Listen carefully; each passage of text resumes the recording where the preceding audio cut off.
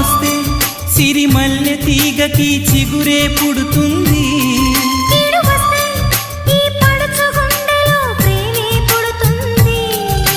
గొడుగు అడ్డు పెట్టినంతనే వాన జల్లు ఆగిపోను.